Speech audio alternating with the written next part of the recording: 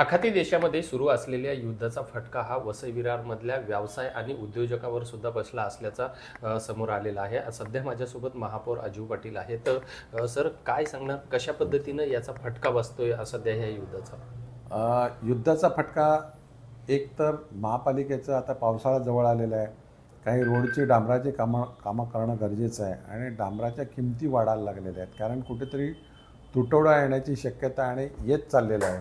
त्यामुळे मोठ्या प्रमाणामध्ये आतापर्यंत 24 ते 25 हजार किमती वाढल्या असाव्यात, आणि या आठवड्यात 14,000 रुपये वाढलेले आहेत.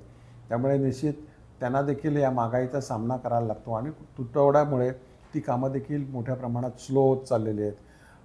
काही प्रमाणामध्ये डिझेल, पेट्रोल असेल किंवा गॅस असेल, त्याच्या देखील अडचणी निर्माण झालेल्या आहेत आणि शेवटी एकमेकाला कुठेतरी उपयोगी पडणाऱ्या पूरक अशा गोष्टी आहेत आणि त्याचा कुठेतरी तुटवडा असल्याकारणाने निश्चित महापालिकेच्या कामावर त्याचा परिणाम होत चाललेला आहे.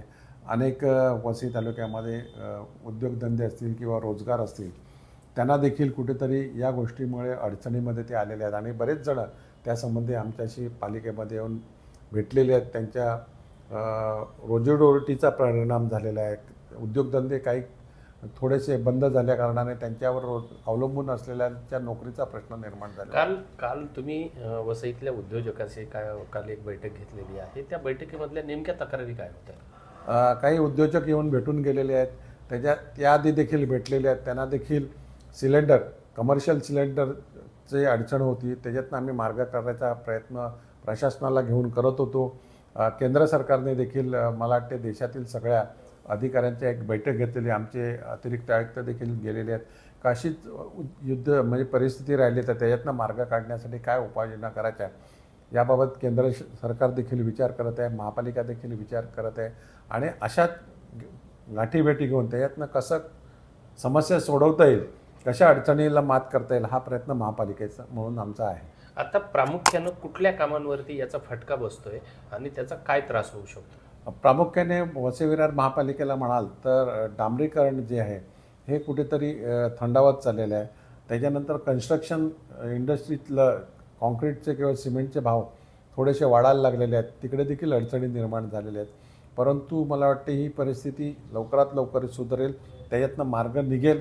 आम्ही देखील प्रयत्न आहे का पावसाळ्याच्या आधी जी गोष्टी करायच्या आहेत त्या करण्याचा आमचा प्रयत्न चालू आहे. आता या सगळ्या परिस्थितीमध्ये नागरिकांना तुम्ही काय आव्हान करणार आहे?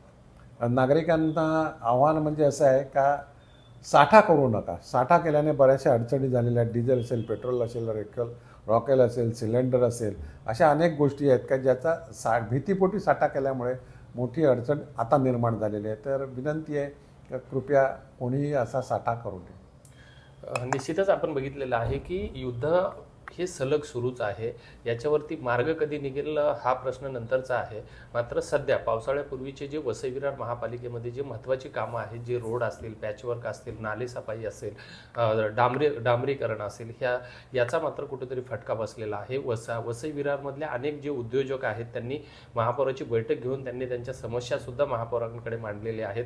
त्यामुळे व्यवसाय बंद झालेले आहेत. गॅस सिलेंडर असेल, इंधन साठा असेल, जरी शासनाकडून पुरवठा होत असला तरीही अतिरिक्त लोकांच्या भीतीपोटी हा कुठेतरी तुटवडा निर्माण होत असल्याचं समोर येत आहे.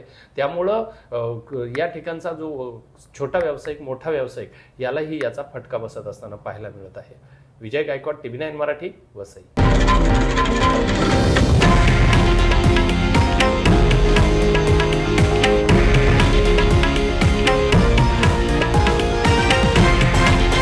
हे आहे देशातील नंबर 1 न्यूज नेटवर्क आणि आपण पाहत आहात TV9 मराठी, एकमेव.